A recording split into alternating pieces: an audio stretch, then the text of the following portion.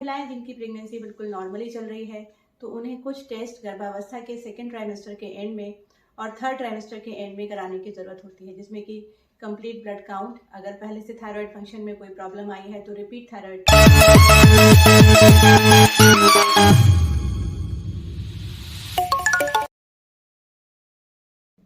Hello friends, नमस्कार। कैसे हैं आप सब? मैं उम्मीद करती हूँ आप सब बहुत अच्छे हैं और अपनी सेहत का पूरा ध्यान रख रहे हैं। ओजस हेल्थ केयर में मैं हूँ डॉक्टर सोनल और मेरी कोशिश होती है कुछ ऐसे छोटे और सिंपल हेल्थ टिप्स आपके साथ शेयर कर सकूँ जिससे आप अपनी हेल्थ का बेहतर ध्यान रख सकें, क्योंकि जान है तो जहान है।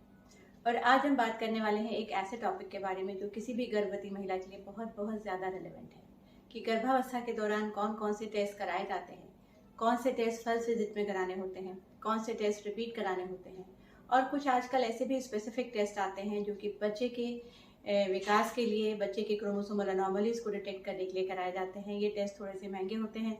वीडियो को एंड तक ज़रूर देखिएगा। अगर आपको अच्छा लगे तो लाइक और शेयर करना मत भूलिए, और अगर अभी तक आपने चैनल को सब्सक्राइब नहीं किया है तो जरूर से इसे सब्सक्राइब कर दीजिए। तो आइए शुरू करते हैं। सबसे पहले बात करते हैं कि गर्भावस्था के दौरान टेस्ट कराना क्यों ज़रूरी है। गर्भावस्था के दौरान किसी भी माँ को टेस्ट कराने की ज़रूरत होती है, और विशेषकर कुछ ऐसे हाई रिस्क केसेस होते हैं जहाँ पे गर्भावस्था शुरू होने से पहले टेस्ट कराने की भी ज़रूरत होती है, क्योंकि जो माँ के अंदर के शरीर का एनवायरनमेंट होता है वही एनवायरनमेंट बच्चे की ग्रोथ के लिए, बच्चे के डेवलपमेंट के लिए रिस्पॉन्सिबल होता है। तो अगर किसी वजह से माँ के शरीर में खून की बहुत ज़्यादा कमी है, या उसके थायराइड फंक्शन डिस्टर्ब्ड हैं, या माँ को डायबिटीज़ की शिकायत है, या कुछ वायरल इन्फेक्शंस हैं, तो ये सब चीज़ें बच्चे पर बुरा असर डाल सकती हैं। तो इसलिए ये सारे टेस्ट गर्भावस्था से पहले कराने ज़रूरी होते हैं, या अगर आपने ये पहले से प्लान नहीं किया है तो जैसे ही गर्भावस्था कंफर्म होती है ये टेस्ट कराना बहुत बहुत ज़्यादा ज़रूरी होता है।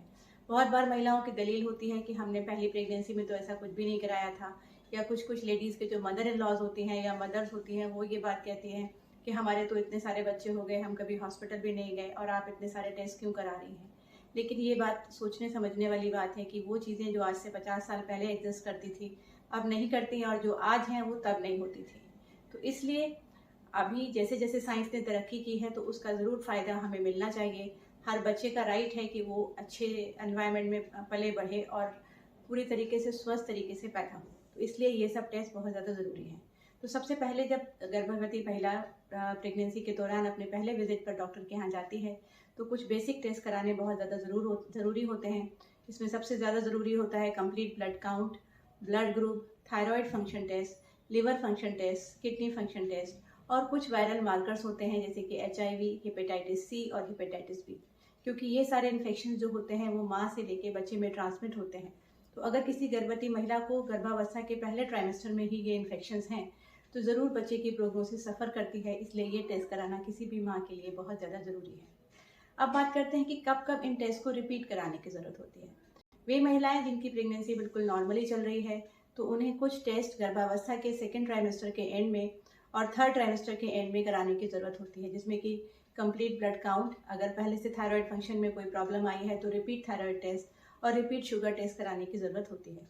वे महिलाएं जो कि किसी वजह से हाई रिस्क कैटेगरी में आ रही हैं, यानी कि अगर उन्हें डायबिटीज़ या हाई ब्लड प्रेशर जैसी कोई शिकायत है, या पहले मल्टीपल अबॉर्शंस की शिकायत हो चुकी है, तो ऐसे केसेस में कुछ एक्स्ट्रा टेस्ट कराने की भी ज़रूरत पड़ सकती है। अब बात करते हैं कि कुछ ऐसे स्पेसिफिक टेस्ट जो आजकल नए डेवलप हुए हैं जो कि बच्चे में होने वाली क्रोमोसोमल अनोमलीज के बारे में कुछ इंडिकेशंस देते हैं, या कभी कभी डेफिनेटिव टेस्ट भी होते हैं।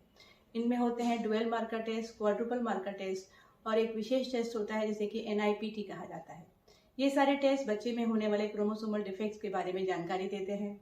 वे महिलाएं जिनको कि पहले कभी ऐसी प्रेगनेंसी हुई है जिसमें बच्चे में कोई क्रोमोसोमल डिफेक्ट था, या वे महिलाएं जिनकी एज ग्रुप 35 ईयर्स या उनसे ज़्यादा है, तो ऐसे केसेस में ये टेस्ट इंडिकेटेड होते हैं। तो अपने डॉक्टर से ज़रूर इनके बारे में बात कीजिए। गर्भावस्था के दौरान आपकी सुरक्षा से के साथ साथ बच्चे की सुरक्षा भी बहुत ज़्यादा इंपॉर्टेंट होती है और आपकी सुरक्षा से जुड़ी हुई होती है। इसलिए गर्भावस्था के दौरान कोई भी लापरवाही करना बिल्कुल भी अच्छी बात नहीं है। गर्भावस्था के दौरान अपने डॉक्टर से रेगुलरली कंसल्टेशन में रहिए। उनके जो भी टेस्ट उन्होंने बताए हैं उनको ज़रूर फॉलो कीजिए। और अगर कोई टेस्ट, जैसे कि बताया मैंने कि क्रोमोसोमल अनोमलीज को डिटेक्ट करने के लिए किए जाते हैं जो कि थोड़े से एक्सपेंसिव भी होते हैं, लेकिन अगर आपके डॉक्टर ने इनको सजेस्ट किया है तो ज़रूर इन टेस्ट के लिए आप जाइए। जागरूक रहिए, स्वस्थ रहिए। धन्यवाद।